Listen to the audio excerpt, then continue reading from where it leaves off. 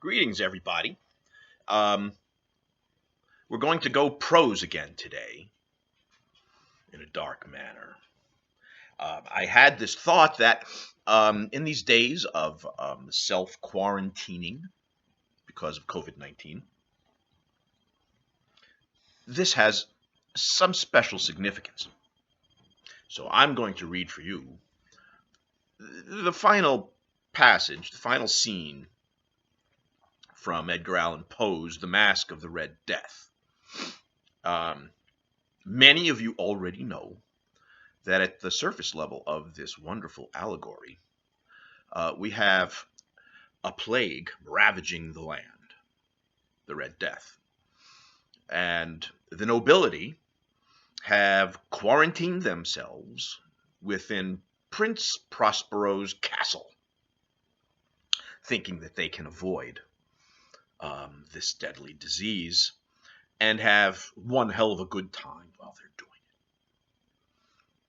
So here we have, after they've been partying for a while, an unexpected character shows up at their little masquerade.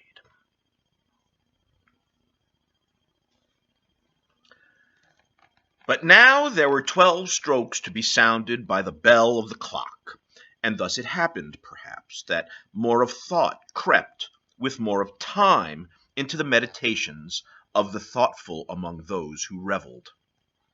And thus, too, it happened, perhaps, that before the last echoes of the last chime had utterly sunk into silence, there were many individuals in the crowd who had found leisure to become aware of the presence of a masked figure who had arrested the attention of no single individual before. And the rumor of the new presence having spread itself whisperingly around, there arose at length from the whole company a buzz, a murmur, expressive of disapprobation and surprise, then finally of terror, of horror, and of disgust. In an assembly of phantasms, such as have been painted, it may well be supposed that no ordinary appearance could have excited such sensation. In truth, the masquerade license of the night was utterly unlimited, but the figure in question had out-Heroded Herod, and gone beyond the bounds of even the prince's indefinite decorum.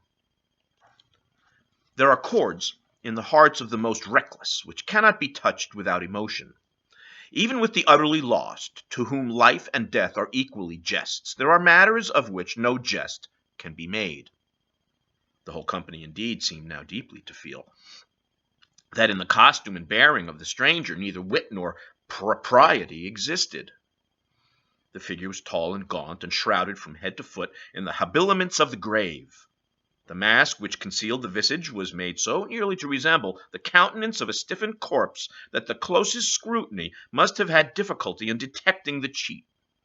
And yet, all this might have been endured, if not approved, by the mad revellers around, but the mummer had gone so far as to assume the type of the Red Death. His vesture was dabbled in blood, and his broad brow, with all the features of the face, was besprinkled with the scarlet horror. When the eyes of Prince Prospero fell upon this spectral image, which, with a slow and solemn movement, as if more fully to sustain its role, stalked to and fro among the waltzers, he was seen to be convulsed in the first moment with a strong shudder, either of terror or distaste, but in the next his brow reddened with rage. "Who dares?" he demanded hoarsely of the courtiers who stood near him. "Who dares insult us with this blasphemous mockery? Seize him and unmask him, that we may know whom we have to hang at sunrise from the battlements." It was in the eastern or blue chamber in which stood the prince. Prospero, as he uttered these words, they rang throughout the 7 rooms loudly and clearly, for the prince was a bold and robust man, and the music had become hushed at the waving of his hand.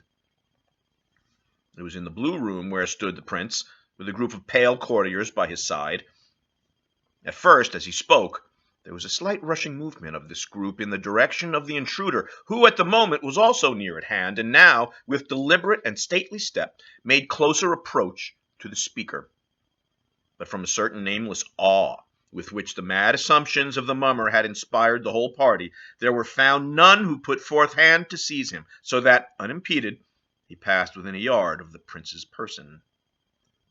And while the vast assembly, as if with one impulse, shrank from the centers of the rooms to the walls, he made his way uninterruptedly, but with the same solemn and measured step which had distinguished him from the first, through the blue chamber to the purple, through the purple to the green, through the green to the orange, through this again to the white, and even thence to the violet, ere a decided movement had been made to arrest him. It was then, however, that the Prince Prospero, maddeningly with rage and the shame of his own momentary cowardice, rushed hurriedly through the 6 chambers, while none followed him on account of a deadly terror that had seized upon all.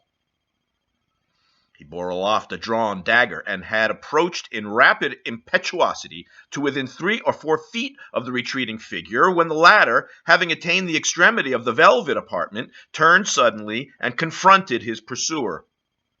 There was a sharp cry, and the dagger dropped gleaming from the sable carpet, upon which instantly afterwards fell prostrate in death the Prince Prospero. Then, summoning the wild courage of despair, a throng of the revelers at once threw themselves into the black apartment, and seizing the mummer, whose tall figure stood erect and motionless within the shadow of the ebony clock, gasped in unutterable horror at finding the grave cerements and corpse-like mask which they handled with so violent a rudeness untenanted by any tangible form. And now was acknowledged the presence of the Red Death. He had come like a thief in the night, and one by one dropped the revelers in the blood-bedewed halls of their revel, and died each in the despairing posture of his fall. And the life of the ebony clock went out with that of the last of the gay, and the flames of the tripods expired, and darkness and decay and the Red Death held illimitable dominion over all. Let that be a lesson to somebody. I hope you enjoyed that, as dark as it was. Have a pleasant rest of the day, and I'll see you tomorrow. Bye.